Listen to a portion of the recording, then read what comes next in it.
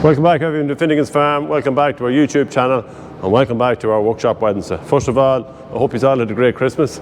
We've been a little bit busy here around the Christmas time, took a few days off, back at it again today. A few of the lads I think we're getting bored there at home, so we're just doing a few odd jobs here in the workshop, nothing too stressful. The last time we had the Ivor Williams trailer in, it's still in here and we've been doing a few jobs with this morning. So first of all, we said we'd probably do a little bit of a costing on it because maybe people want to see what is it going to cost to get the refurb on the trailer. We've done the brakes here on the two axles coming in at 110 an axle, €220. We had 4 cables coming in around €23-24 for long and short ones, in around the €100. The bearings, wheel bearings, we got 2 new rims and we got 2 new junction boxes.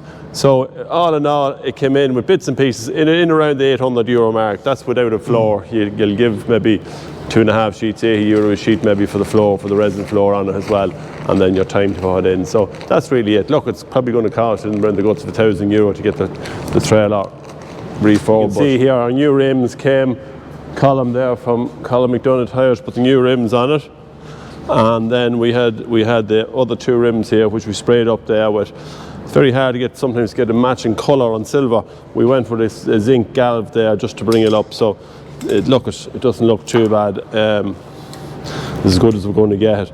Eamon then would have replaced the secondary cable on it there this morning, put the secondary cable on it, and I would have put the new decals on it there. We have the Westwood signs on, Ivor Williams signs on it there as well. Mick is working away here, as you can see, on the electric. So, you know, you talk about junction boxes. You can see rotten there. Yeah, so a lot of corrosion in there, and 20 years. 20 years, and he's a new box here to put into it. We've one fitted on the back there as well. Toolbox is still there. Marco was maybe doing something for that as well. He's getting that fixed up. Eamon also put here on the cables there. No point putting the cables on if you're having some little bit of a protection up against the axle there. As we can see from the last day, they wore completely through. So we got a little of this spiral plastic cable in there. You can wrap around the cable, and it'll just take the wear off the cable if it does come to pass. Anything else? New junction box on here, and yeah, apart from that, we are possibly ready for the floor at some stage. We have sides for this trailer, which we have put them away, and we probably will put the sides back on it there because it's useful there. We have a flat trailer with no sides, and we'll use that one just when we leave the sides on it. We just might work the brakes there, Mick, just to explain there what way the brakes work. As you can see, our brake shoes are on here. This one is off just for demonstration purposes. Mick put this one on here on the drum. So really what happens then, and we'll say when the Jeep stops and your hitch goes back, as we can see, it pulls in here on your balance bar. Now that balance bar should be center, and your 4 cables are connected as such. So he can see the way he's pulling in and out there on the cable. That movement out here is then when the wheel is spinning, it locks it, as you can see there. So there you go, Mick. Right, you pull it there now. Locks it solid, so that's going to stop your wheel. You can see it here on the back, the way it works in and out. Go again there, Mick. Yeah, so effectively all he's doing is pushing in and out the brake shoe, which runs on the inside of the drum, causes a bit of friction and slows it all down. So that's it. Once you have that in place, you know your brakes are good. Very important to have the brakes. What else was on it? Yeah, we also had all these bolts here were corroded. It's very hard to get them out. They weren't galvanized. So what Eamon done is he took them out, he cut them, stainless steel bolts, and he put the stainless steel bolts back on.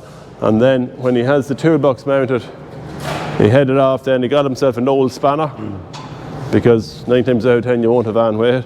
He painted it blue and he's going to pop that into the toolbox. So therefore that spanner should always be around, because there might be some days and you might need to loosen that, maybe when you're tiring a load different, or take a side off, wherever it is. So you always have the spanner with you. Get an old spanner. If you really want to cut it, you can cut it so no one else can take it, because then obviously it's for no other use. So it's just handy to have that. Pop it into your toolbox and leave the spanner. The hitch here is also important to just to keep intruders away. You can lock the head of it there so no one can actually lift it.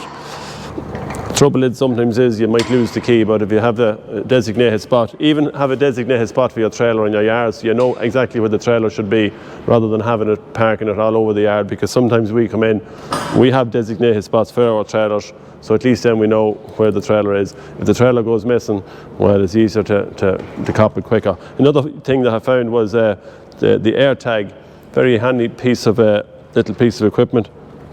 I have it connected actually from my keys there, so you can buy these online. I think they last for battery lasts for a year or so, maybe more. Pop these anywhere on the trailer. You can hide them in behind the front or in the toolbox, or have a little spot for it. The beauty with the AirTag is that you can pick it up on GPS and it will find your trailer. If you want to Google it, just Google it first to see what you think about it. I've Googled it and I think it should work on it.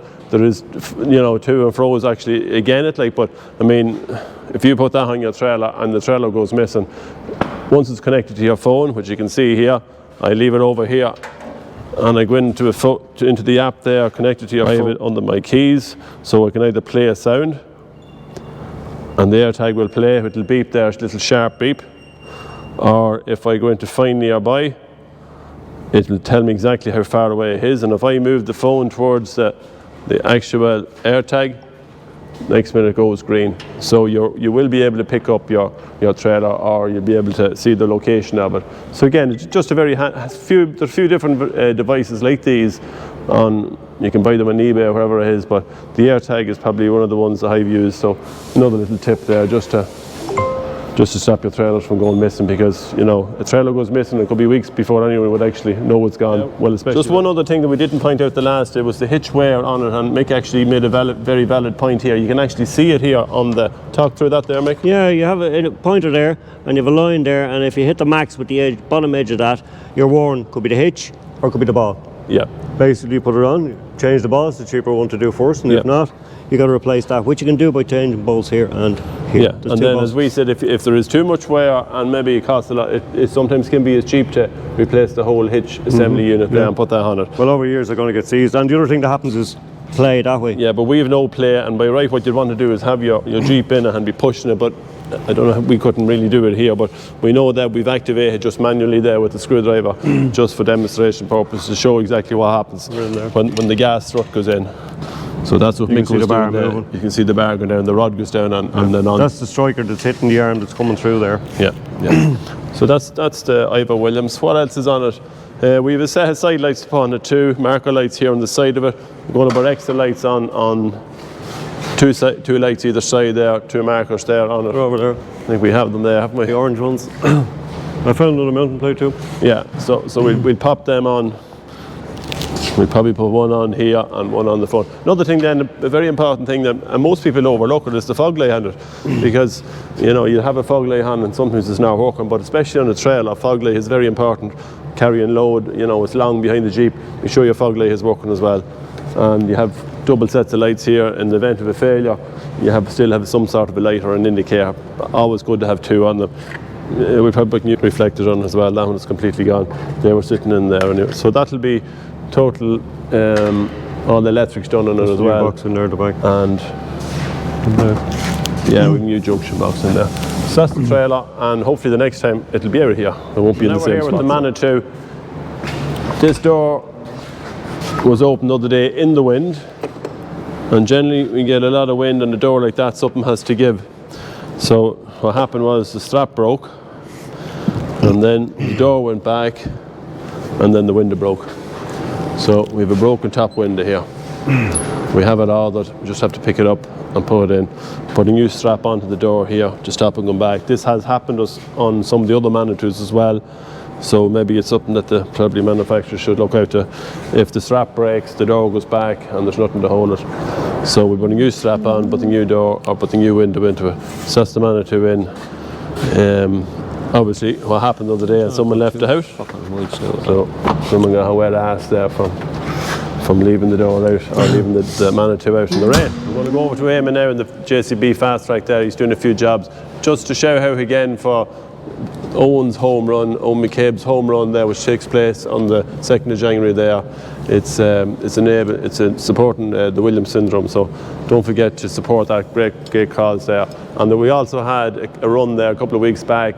It was at night time there for So Sad. Eamon took the Fastrac there, decorated with lights. Joe Norris, there was a few of the guys on it, Alex, Robbie, all the young lads, which is great to see. In fairness, great to see all them young lads taking part and showing a great interest in farming, because I think sometimes there doesn't be enough emphasis put maybe on these younger lads who are coming along, just to keep them at it, you know what I'm saying? So we'll tip over to Eamon here. I know what happened in the last here was, pick up Hitch, went to pick it up, couldn't really see. We have a camera in the... should be able to see. Yeah, you should be able to see. We have a camera in the cab there. What happened, Eamon? I was picking up the hitch and I looked in the camera and it was just, I could see the camera dangling and looked back, and this bracket would be sitting up here and this bracket's here and it just snapped off. Yeah, so actually the brackets are fairly light on the cameras. We probably need to put something more heavier there, and the cameras are fairly light. And just with a little bit of metal fatigue, that broke. But we have a new bracket here. From upstairs. Yeah, from upstairs. Now it's still not so overly heavy, but we might maybe just strengthen it up a bit. Very handy to have. You can't see the hitch otherwise, can you? No, so you can't see the hitch. It's not telescopic. It's just up and down, so only for the camera there you wouldn't see on. So then when you're finished using the camera, picking up the hitch, or you're using your top link, you can fold that up out of the way just to stop getting in the way of everything down here. Yeah, so handy job. So that's it for this week's Workshop Wednesday. Hope you all enjoyed it.